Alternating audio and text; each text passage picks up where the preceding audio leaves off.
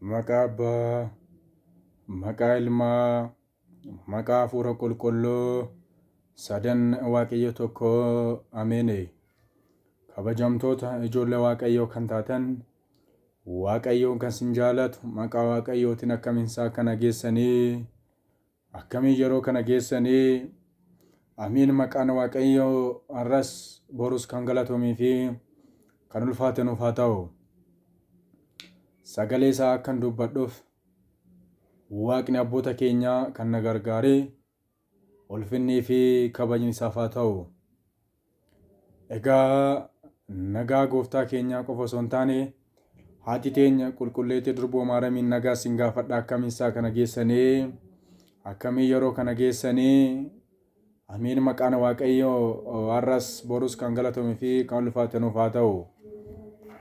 Ijoollee Waaqayyoo kan taatan Waaqayyoon karaa adda addaatiin anaaf sin akka barsiisu beekuun nurra jiraachuu qabaata. Dhugumatti Waaqayyoon tokkos taatanii lama sanii ol taatanii walitti qabamtan ani sin gidduuttan argama akkuma jedhe gooftaan keenya Iyyasuus Kiristoosii har'a aniif isin sanii fi sanii ol taanee sagalee Waaqayyoo wajjin barachaa jirraati.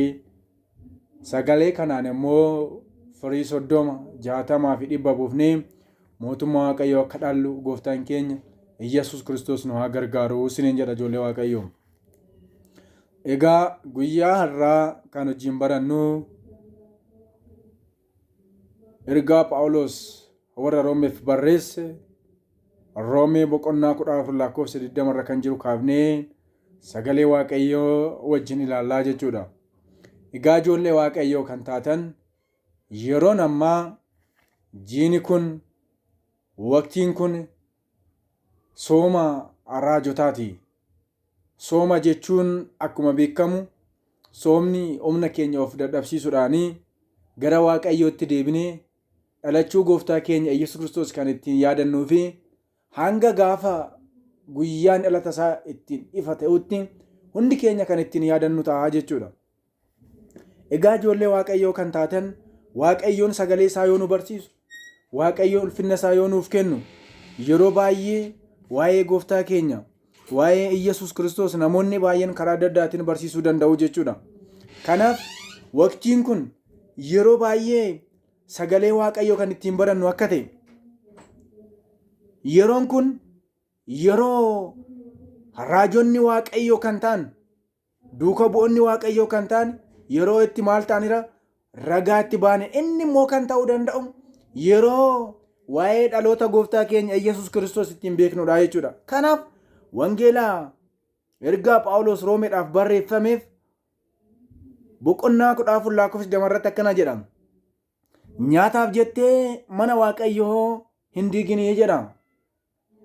Nyaataaf jettee mana Waaqayyoo maaliin godhini hin diiginii jedhama. Ijoollee Waaqayyoo yeroo baay'ee sagalee Waaqayyoo kana namoonni baay'een ni dubbatu. Yeroo baay'ee namoonni baay'een waa'ee gooftaa keenyaa kana jecha isaa kana ittiin barachuuf jecha ni himu.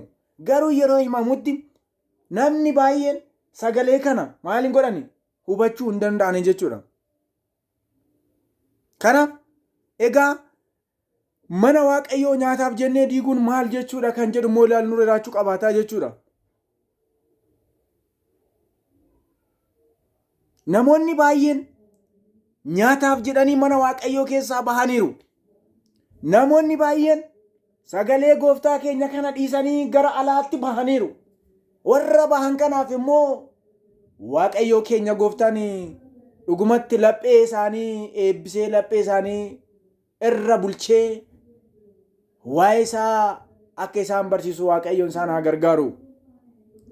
Har'a ilaalaa lafa kana irratti namoonni baay'een nyaata fooniif jedhanii mana Waaqayyootii bahanii deemaniiru. Har'a namoonni baay'een sagalee Waaqayyoo kana akka gaariitti akka ittiin fayyaniif, sagalee Waaqayyoo akka isaan barataniif isaan dhorgeera. Eenyu? Seexanni lafa kana deddeebi'u. Maaliif soomtu? Maaliif agabuu keessan deemtu? Maaliif beeloftu jechuudhaan Waaqayyoon har'a anaaf isiniif fayyina kan kenne gooftaan keenya Yesuus Kiristoos garuu lafa kanarratti namoota heddurra seexanni bullan maaliif nyaachuu diddanii? Maaliif tsoomtuu? Maaliif beelomtu? Maaliif dheebotu jechuudhaan yeroo ammaa namoota baay'ee dogongorsiiru. Kaleessa kan wajjin tsoomaa turre, kaleessa kan wajjin beela'aa turre namoonni baay'een har'a nyaataaf jedhanii mana waaqayyootii bahanii deemaniiru ijoollee waaqayyoo. Yeroo baay'ee namoonni baay'een soomumarraa ka'uurraan ka'u, sooma jibbuurraa kan ka'u mana amantaatirraa fagaataniiru. Mana amantaarraa deemaniiru. Mana amantaarraas iddoo adda addaatti badaniiru.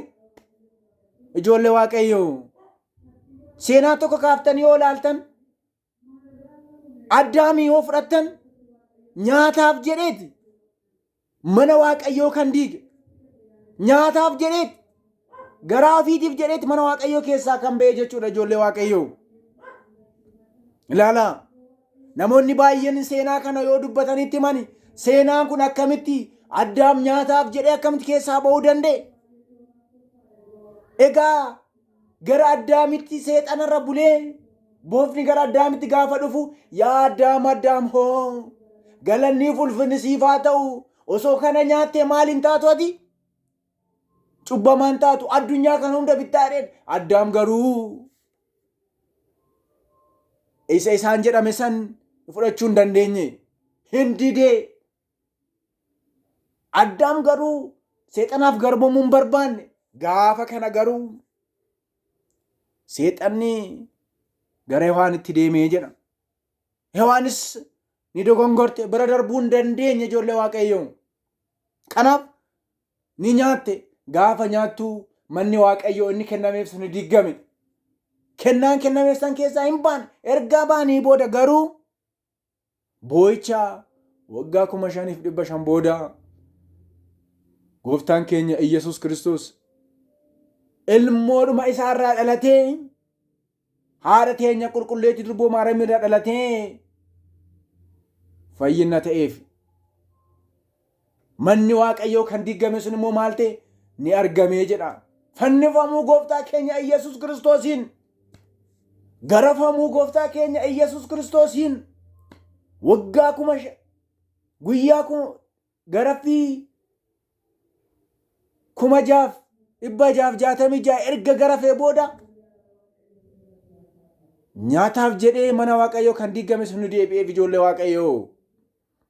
Kanaaf hojiin raawwatame kun jedhama. Seera uumamaa boqonnaa 3 lakkoofsa 1 hanga 20 boofti waaqayyoon kan uumame yoo ta'u, garuu bineensota keessaa dogongora cimaa fi ilmaan namaatiif Addaamiif cubbuu guddaa hojjete akka inni mana waaqayyoo diigee keessaa ba'u kan ta'es keessaa isa tokkodha jedha. Laalaa ijoollee waaqayyoo, har'a gara keenyatti haa deebinu. Har'a gara ofii keenyatti haa deebinee sagalee waaqayyoo kana haa dhageeffannu. Har'a aniifati kaleessa faarfataa turre, har'a aniifati kaleessa barsiisaa turre. Yaa ta'uti garuu rakkoo cimaan uumameera. Dogongorri guddaan uumameera. Nyaataaf jennee mana waaqayyoo keessaa baanee deemneerra. Kanaaf ijoollee waaqayyoo gara mana isaatti akka deebinu waaqni abboota keenya kan galatamu kan ulfaate nuuf haa ta'u.